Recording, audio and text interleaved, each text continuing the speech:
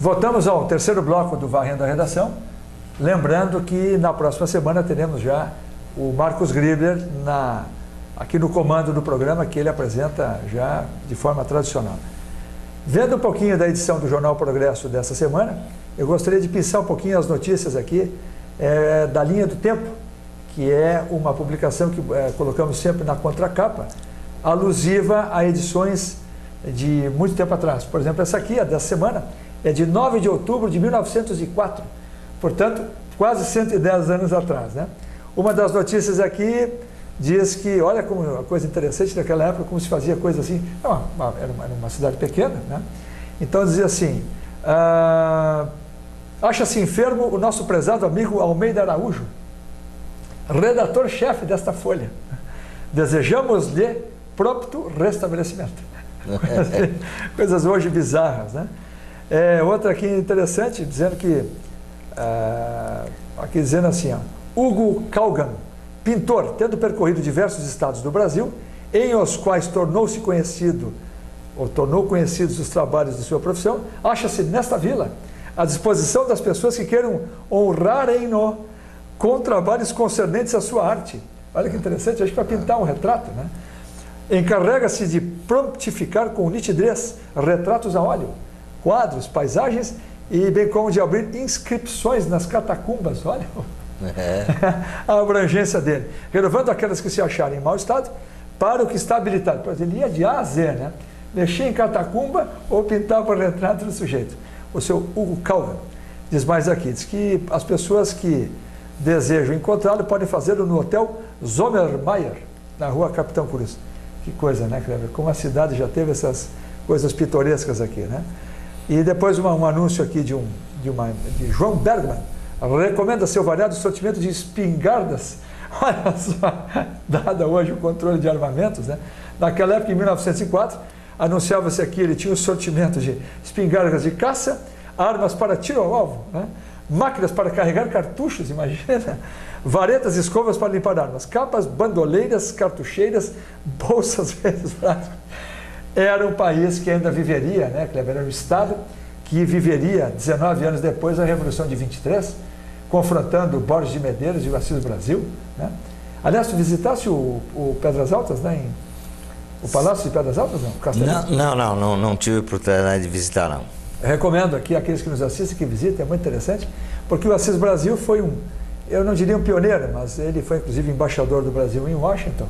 Ele, além de grande atirador, era um homem de largo tirocínio, né? Aliás, não é à toa que o Parque de Exposições aqui chama-se Parque de Exposições Assis Brasil, fazendo uma justíssima homenagem, porque ele defendia, ele propugnava que era importante levar ao homem do campo o conforto da cidade, a cultura, ou seja, não era necessário que um sujeito vivesse lá absolutamente isolado das benfeitorias, né, da modernização da sociedade, porque a sociedade nunca para, né, Kleber? Sempre se moderniza. Então ele foi um dos primeiros homens aí que procurou colocar ciência na atividade agropastoril. Bacana isso, né? Muito interessante. Eu me lembro que quando eu era criança, lá no interior de Teutônia, né, também tu és filho de Teutônia, né, Cleber? Sou nascido em Teutônia. E as pessoas também procuravam se informar, procuravam saber das notícias, mas a dificuldade que era, então, o custo de uma assinatura do Correio do Povo, na época, que era um jornal do tamanho da Folha de São Paulo, né, ele era maior que hoje. Sim. Era uma assinatura compartilhada por 4 vizinhos. Que maravilha. Então, o primeiro recebia, não na data, ele já recebia no dia seguinte. Meio defasado. Né, o jornal. Ele recebia as notícias de ontem. De ontem. Aí ele entregava para o vizinho ao lado, que depois passava para o segundo, para o terceiro e para o quarto, né? Mas a ordem invertia às vezes. E aí invertia na outra semana, sim, que aí bonito. Aquele que leu por último vai ser o que vai ler primeiro, sim, e depois repassa para os demais. Então era isso que se fazia, quer dizer, não existia nada do que a gente conhece hoje em termos, sim, de comunicação, nem TV, nem internet. Que belo exemplo. Nada. E quem é que fazia palavras cruzadas? O primeiro ou o último? Pois é. Interessante, né? Os jornais daquela época tinham essas coisas, tinham sessões com palavras cruzadas, né? O mundo já foi bem diferente, né, Kleber? Mas isso não significa que tenha sido pior, né? Ou quem sabe nem melhor. Pior em algumas coisas, melhor em outras, né? A gente se ficar lembrando um pouco... A própria caça, né? Tu citaste ali a espingarda, né? É. Eu era criança, hoje seria uma calamidade, né? Sim. Caçar passarinho, né? Mas Sim. isso era uma coisa, Sim. né? Tu tem essa era uma culpa coisa obrigatória, que... Tenho. Eu não tenho, sabe por quê? Eu era tão mau atirador, eu nunca consegui me dar com a funda, tal do bodoque, e tu matavas com o bodoque. Sim. Era Eu não aquele tinha pontaria. Y feito com Sim. um galho de um Sim, ramo claro, de uma planta, né? Sim. A tira de pneu de bicicleta, né? Borracha. Cortada com comprimido que fazia lá, e um pedacinho de borracha que foi onde se acomodava O couro, a pedra, o couro depois, né? exato. Para fazer então a arma completa, né? Sim. Mas eu errei muito também. Sim. Só que um dia, isso me lembro até hoje, porque aí me angustiou. Depois do meio-dia, assim, que a ordem era dormir, né? Tinha que dormir depois do meio-dia. A gente fugia até pela janela, né? Eu peguei lá e aí Tu fazias isso? Diz que o Vila Lobos fugia da mãe dele e ia para a vida boêmia. A mãe dele pensava que ele estava dormindo no quartinho dos fundos. Ele com 13, 14, 15 anos, ele estava na noite no Rio de Janeiro. Eu e a minha irmã, às vezes, ficávamos de castigo, porque fugimos os dois, né? E aí eu fui lá e tinha um galho mais baixo, assim, de um cinamomo e um sabiá. Acho que coitado, estava até dormindo, eu acho que você está bem quietinho. Eu fui lá e acertei. Me assustei porque desapareceu dali o passarinho. Aí fui ver, ele estava ali agonizando embaixo do arbusto e tal, né? Sim. Aí que eu me dei conta que realmente é uma Sim. coisa agressiva e tal. Sim. Mas isso era normal, as Lógico, crianças se lógico, divertiam daquele lógico, jeito, lógico. né? Não, ria-se Então, de quem não acertava. Era o meu caso, eu nem confessava, né? Eu acho que nunca menti, mas se alguém perguntar se eu já matou, eu já matei uma fieira, mas nunca consegui acertar. Mas de qualquer maneira... Mas depois eu adotei então o tiro à lata, que era botar uma latinha em cima do moirão da cerca e daí então era... Quer dizer, o era sacrifício de um sabiá converteu a coisa na verdade. Kleber, colocando aqui a questão do terreno da medicina, né? Eu me lembro que quando nós estávamos ainda na universidade, falava-se muito, tu conhecesse inclusive uma prima, que hoje é médica nos Estados Unidos, ela, irmã do José Carlos, tu convivesse bastante com eles. Eu me lembro que ela tinha colegas e coisa e tal, naquele tempo se falava muito na socialização da medicina, né? Ou seja, essa coisa assim de universalizar a medicina, melhorar a qualidade e socializá-la. De pronto, já não era uma coisa muito justa, digamos assim, porque não se falava em socializar a engenharia, em socializar a advocacia, né? Mas a medicina, como uma atividade assim, absolutamente essencial, pregava-se muito isso. De lá para cá, parece que o fenômeno não foi bem sucedido no Brasil, né? Eu costumo dizer o seguinte, que nós teríamos uma medicina pública de alta qualidade quando o presidente da República, os ministros, os governadores, os prefeitos usarem o serviço público. Eu acho que é uma exigência, eu digo isso como uma exigência moral. Eu acho que você precisa, eu não posso te convidar na minha casa, abrir um vinho rasquento, empurrar esse vinho no teu cálice e eu, escondido, vou lá na cozinha, boto um vinho de melhor qualidade, né? E vou para a sala e brindo contigo. Eu acho que os governantes não podem fazer isso. Então, serviço de médico de qualidade, transporte de qualidade, o pessoal do governo tem que tomar. Né? Mal comparando, eu diria assim, o ministro da Educação tem que ter o filho em escola pública. Eu vou dizer, mas se é uma violência, ele tem direito? Sim, tem direito, mas por coerência tem que tomar do vinho que ele oferece. Como é que tu enxergas, Kleber, a questão da medicina do Brasil? Tu que trabalhas há 31 anos como médico, né? Mais os anos todos de residência, ou seja, dentro de vida de hospital, sentindo aquele cheiro. Aliás, aquele cheiro nos hospitais, antigamente o que era? Era hétero, o que era? Tem diversos cheiros, né? Tem o formal, que é uma faculdade de medicina, porque Sim. é informal que você deixava os cadáveres que depois serviam de instrumento de estudo, Sim. né? E nos hospitais tinha muito cheiro de álcool, né? Que era usado na hora de passar na pele ali para higienizar, uma injeção. Mas tinha um cheiro característico, né? Estou no hospital aqui.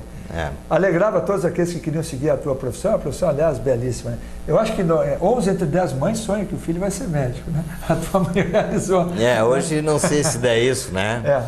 Mas acho que sim, acho que já houve um momento que tinha que ser ou médico, ou engenheiro, ou trabalhar no Banco do Brasil. É verdade. Não sei se a coisa mudou. Se a preferência, né? Depois as carreiras mais na área de humanas cresceram muito, né? até para prejuízo. Hoje, por exemplo, o serviço público é almejado hoje como profissão em muitos casos, né? As pessoas passam às vezes anos se dedicando a passar num concurso público. Sim. E muitas vezes o salário inicial é muito acima da média dos salários da iniciativa privada. Então as coisas mudam ao longo do tempo. As mães eu acho que estão escolhendo outra coisa hoje. Mas isso também é interessante. Sem dúvida. Mas, Kleber, dentro dessa dinâmica toda, dessas 3 décadas, né? Como é que tu enxergas a medicina no Brasil e agora essa questão dos médicos estrangeiros? Patenteou-se normalmente os médicos cubanos, né? Pessoas, o médico cubano. Né? Como é que tu enxergas isso tudo? Eu vejo, João, que nós temos no Brasil uma convivência, e não é só na área da saúde, mas na área da saúde ela é bem característica, do sistema capitalista e do sistema socialista convivendo ao mesmo tempo. Né? A área da medicina privada, ou da saúde privada, ela costuma funcionar muito bem, né? A área dos planos de saúde, né? Ela tem seus problemas também hoje em dia, né? Às vezes há também problemas de falta de profissionais, algumas deficiências e tal, mas em geral ela conta com uma rede hospitalar de boa qualidade, especialistas à disposição, técnicas modernas, meios de diagnóstico sofisticados. Então, uma assistência à saúde no Brasil hoje dentro do setor privado é de boa qualidade, funciona bem, como regra, né? Há as exceções, há os problemas, mas em geral não é muito boa. No sistema público, depende da circunstância, do lugar e daquela situação que se vive naquela cidade.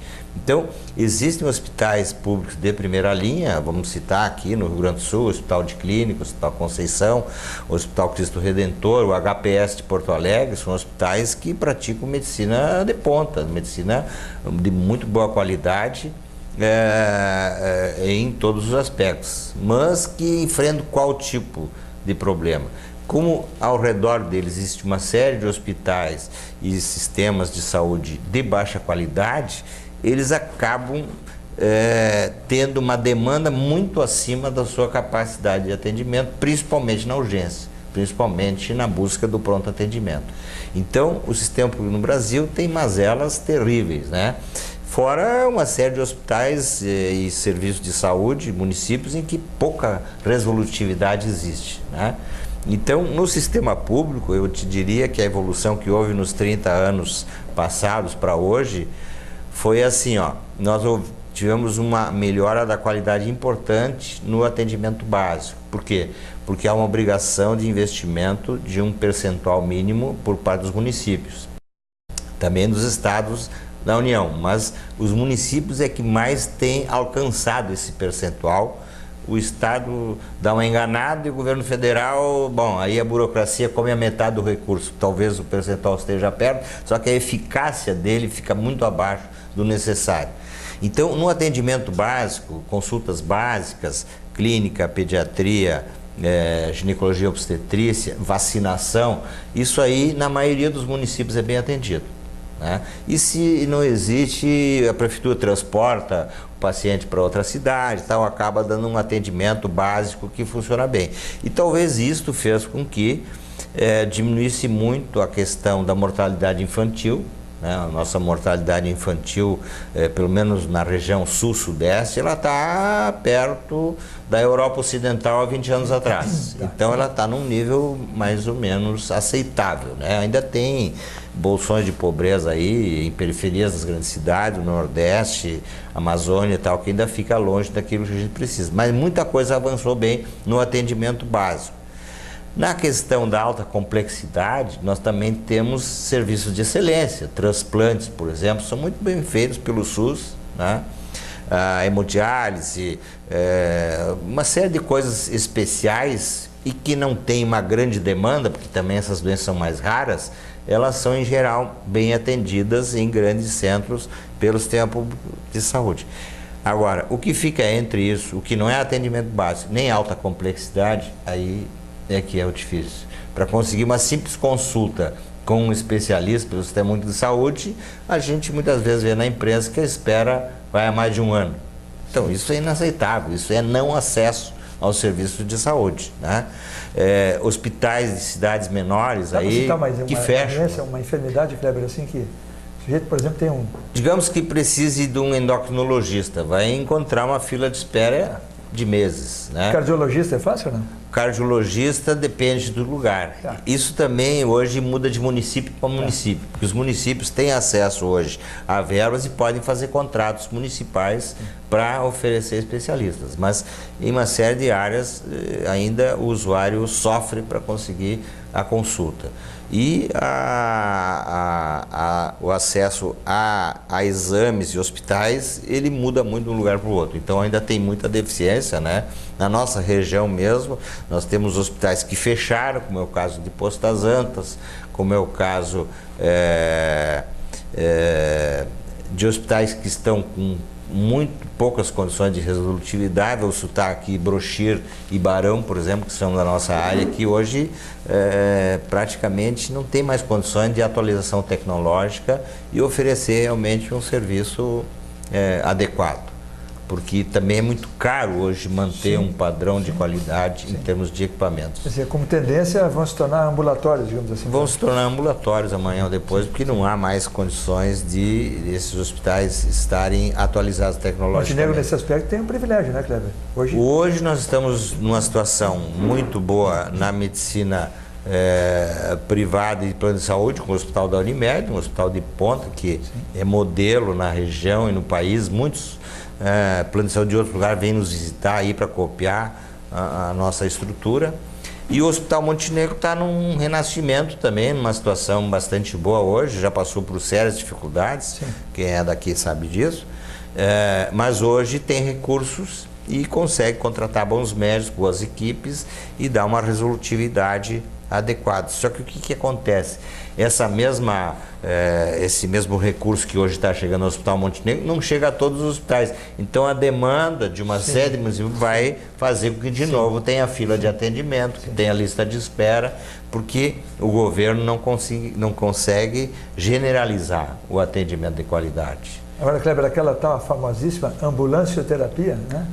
Ela continua existindo. Continua existindo. Hospital das Clínicas de Porto Alegre em geral. Sim, continua existindo. Tu trabalhaste, fizeste residência nas clínicas? Sim, né? Fiz de 80 a 82, fiz a formação em urologia no Hospital de Clínicas. Uma escola estupenda, né, cara? Muito bom nível, excelentes professores, equipamentos, né, de ponta, um serviço de ótima qualidade. O que o pessoal lá em São Paulo costuma dizer, lá existe o Hospital das Clínicas, tu também conheces, né? Sim.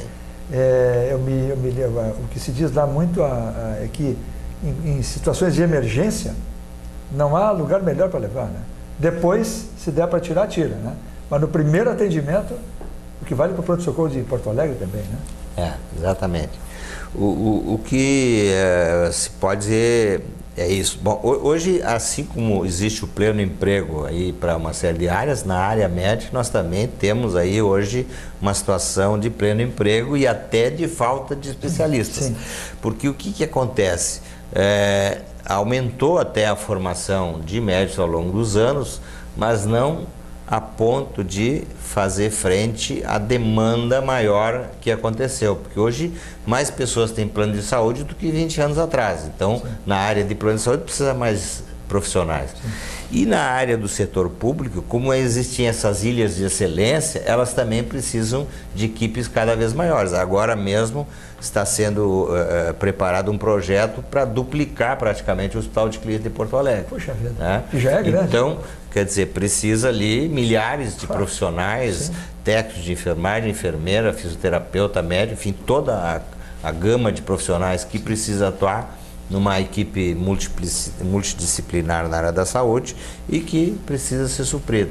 Agora essa questão dos médicos estrangeiros, Cleber. Isso, aí nós chegamos então... classe médica, como é que enxerga isso? Né? Nós chegamos então nessa solução, vamos dizer assim, que o governo inventou de trazer médicos estrangeiros. Eu acho que realmente faltam médicos em alguns setores, em algumas cidades. No nosso caso, por exemplo, né, a UTI neonatal da Unimed está fechada desde 2010 por falta de neonatologistas. Então, são profissionais que hoje estão escassos no mercado e leva muito tempo para formar esses profissionais. 6 anos de curso de medicina, 2 de pediatria, mais um de neonatologia, ou 2, vai a 9 ou 10 anos para se formar esse profissional, para estar disponível. Então, só que o que o governo trouxe não é esse especialista que nós precisamos, ele trouxe o generalista, né? Bom, aí é uma questão política, aí ele diz que, governo, né? Diz que está colocando em lugares em que os médicos brasileiros não querem ir. Eu acho que se houver remuneração adequada, o médico brasileiro vai estar em tudo que é lugar para trabalhar. Mas aí é uma questão política e que fica difícil. O que realmente